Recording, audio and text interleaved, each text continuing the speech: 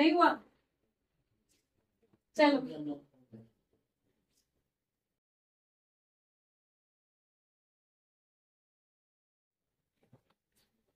बता देना जरा कहाँ कहाँ पे क्या क्या आएगा।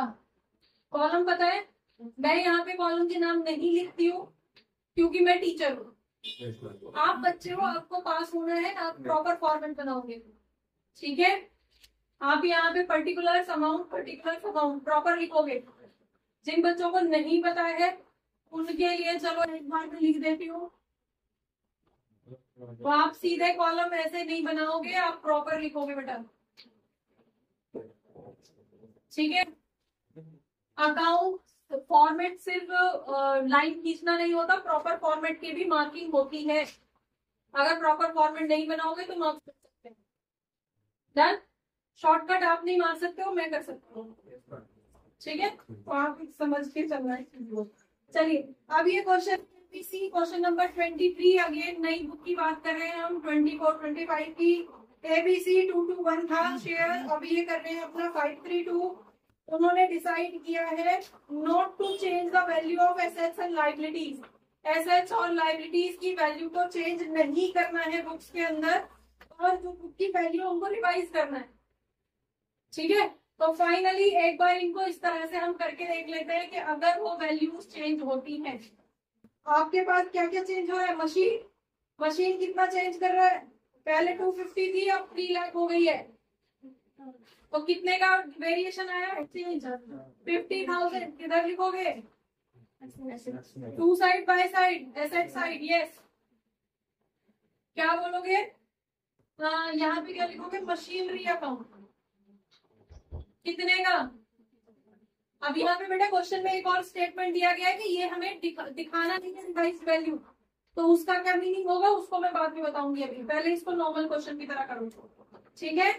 नेक्स्ट पॉइंट है आपका कंप्यूटर। इंक्रीज हो रहा है, डिक्रीज हो रहा है? अगेन एसेट है, डिक्रीज हो रहा है, कहाँ डालोगे? टू साइड में, क्या?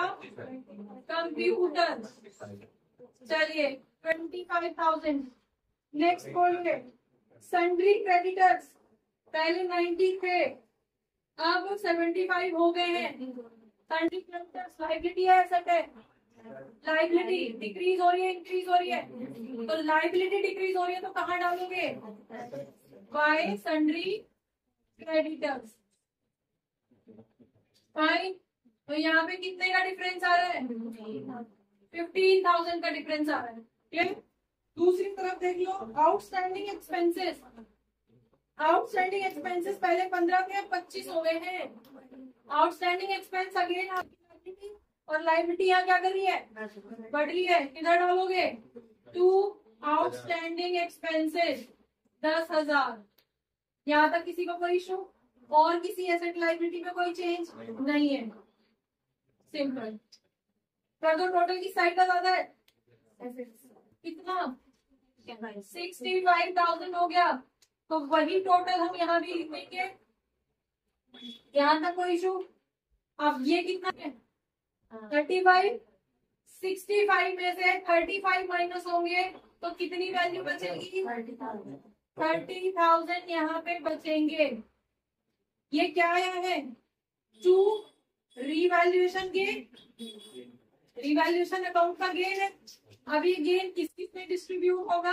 कितने पार्टनर थे? सॉरी 3 पार्टनर थे, तो 3 पार्टनर कौन कौन थे देख लो आपके। कौन थे? 2:1 होल्ड रेशो इनका क्या था? 2:1 था, तो 2:1 में डिवाइड कर दो, डिवाइडेड बाय 5। 5 का मतलब 6, 6 का मतलब 12,000 इसके हिस्से में, 12,000 इसके हिस्से में, और 6,000 इसके हिस्से में आएंगे, ठीक है?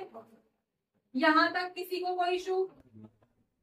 चलिए इस तरह से हम रीवैल्यूएशन अकाउंट बनाते हैं। अब दूसरे सेंटेंस पे आ जाते हैं कि इसमें चेंजेस क्या है। जो हमारे पास चेंजेस थे और सिर्फ हमसे ये बोला जा रहा है कि चेंजेस करने हैं, तो अकाउंट बनेगा ये। जनरल एंट्री कर दोगे, क्या लिखोगे? इसकी जनरल एंट्री बता दो जरा मशीन की।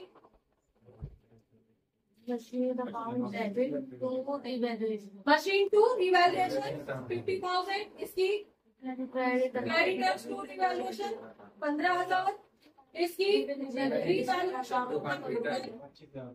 Revaluation to outstanding expenses, revaluation to A's account, B's account, C's account, इतना इतना समझ में आ गया। अब एक सेंटेंस बच्चे एक समझ लो, एक सेंटेंस आपको बोला जा रहा है कि इसका इफेक्ट आपको अपनी बैलेंस शीट में नहीं दिखाना है।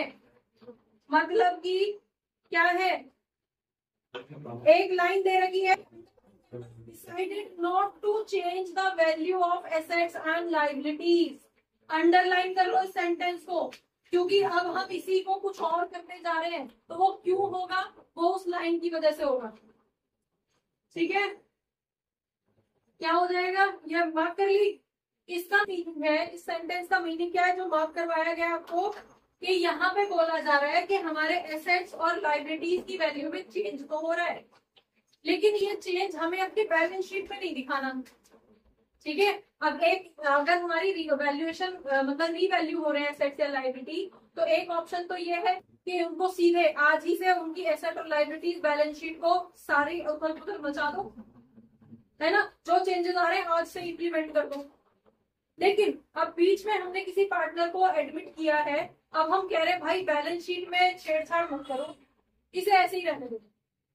ठीक है, जो चेंज हुआ है, यहाँ पे जो चेंजेस आ रहे हैं उनको आपस में ले के सेटल कर लेते हैं। समझ में आ गया, आपस में ले के सेटल कर लेते हैं जो बैलेंस शीट में पहले से वैल्यू लिखी हुई है।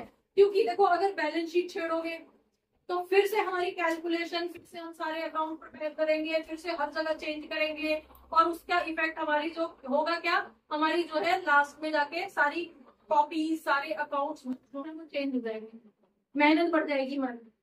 तो ऐसा कर लेते हैं, बैलेंस शीट जो है इस साल ऐसे ही रहने देते हैं, अगले साल नए रेशो से बना लेंगे, इस साल ऐसे ही रहने दो।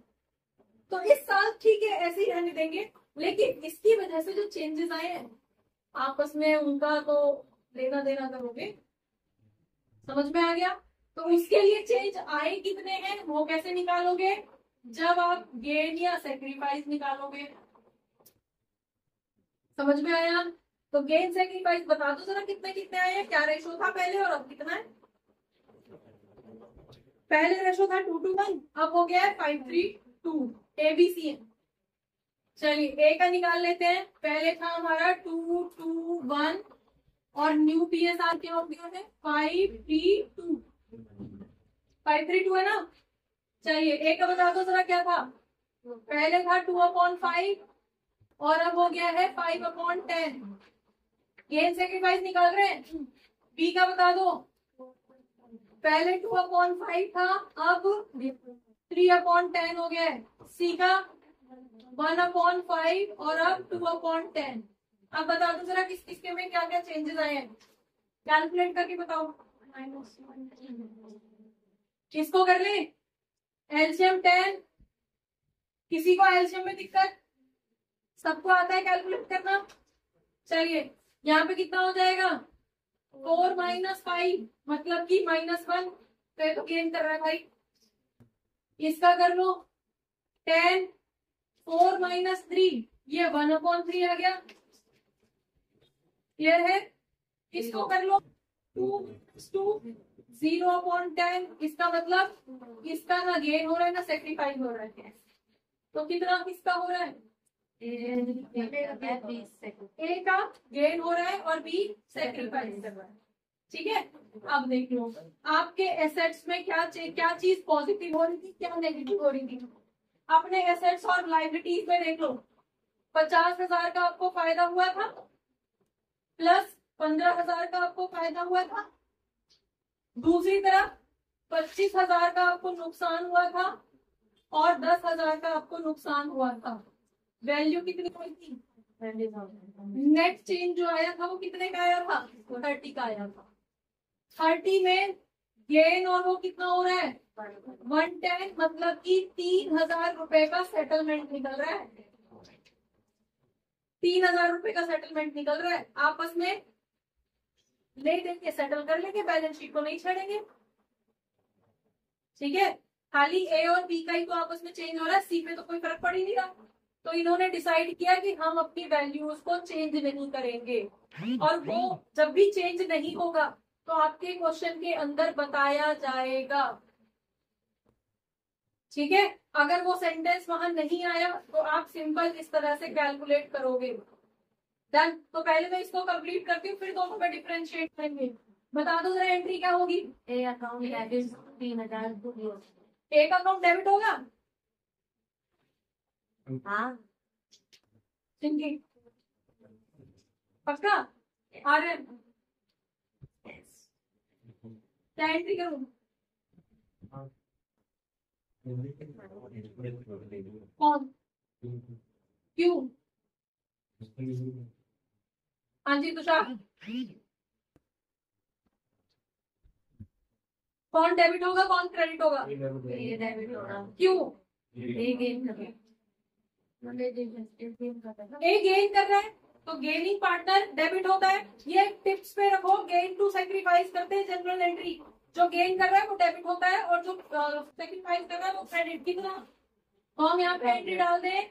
ए कैपिटल अकाउंट डेबिट होगा कितना 3000। B capital account, B sacrifice कर रहा है ना, इसका 3000 इसके अकाउंट में ट्रांसफर कर दिया जाएगा। देखो आपकी बुक के अंदर आंसर ये है, यही वाला है। क्लियर है। अब देखो दोनों में डिफरेंस बच्चे। अब आगे चल के जब आपके पास बहुत सारे क्वेश्चन आएंगे, अभी तो मैंने करवा दिया, आपको लग गया अच्छा ये ऐसे करना है, चलो इसको ऐसे कर देंगे। जब बॉल आपके कोर्ट में आएगी और जब आपको खुद सॉल्व करने हैं, तब आप कंफ्यूज रहोगे ऐसे करना है या ऐसे करना है। क्वेश्चन यही है और दोनों मेथड से आंसर अलग है। यहाँ पे 30 आ रहा है, 30 और दो वहां भी है, लेकिन सिर्फ 30 पे आगे छोड़ देना है, 30 पे आगे प्रॉफिट एंड लॉस बांट देना है, या फिर आगे भी उसकी कैलकुलेशन होनी है। ये डिपेंड करेगा आपका क्वेश्चन क्या कह रहा है। अगर आपका क्वेश्चन बोल रहा है कि इतनी वैल्यू पहले थी इतनी वैल्यू अब है, चेंज हो गई, रिवाइज हो गई, घट गए, बढ़ गए, और बस इसी को आप रिवैल्यूएशन अकाउंट बनाइए, तो क्वेश्चन होगा ऐसे। ठीक है, सिर्फ रिवैल्यूएशन अकाउंट, इसीलिए क्वेश्चन मैंने आपको बोर्ड पे करवाया है। समझ में आ गया। लेकिन अगर क्वेश्चन आपसे बोल दे कि चेंजेस को रिकॉर्ड नहीं करना है, आपस में ही सेटलमेंट करनी है। ठीक है, यहाँ पे देखो दोनों के आपस में ही सेटलमेंट हो रही है, ए और बी में। क्लियर हो गया। तो जब आपसे क्वेश्चन बोल दे कि इसको रिवाइज नहीं करना है या जो भी चेंजेस आ रहे हैं उनको रिकॉर्ड नहीं करना है, तो ऐसे केस में आप गेन सेक्रीफाइस के बेसिस पे कैलकुलेट करोगे। समझ में आ गया। इस तरह से आप ये क्वेश्चन कंप्लीट करोगे। आगे भी तो आपको ये हर जगह आगे आने वाले हर चैप्टर में ये ध्यान रखना है कि क्वेश्चन ऐसे सॉल्व करना है रिवैल्यूएशन का या ऐसे सॉल्व करना है। डन।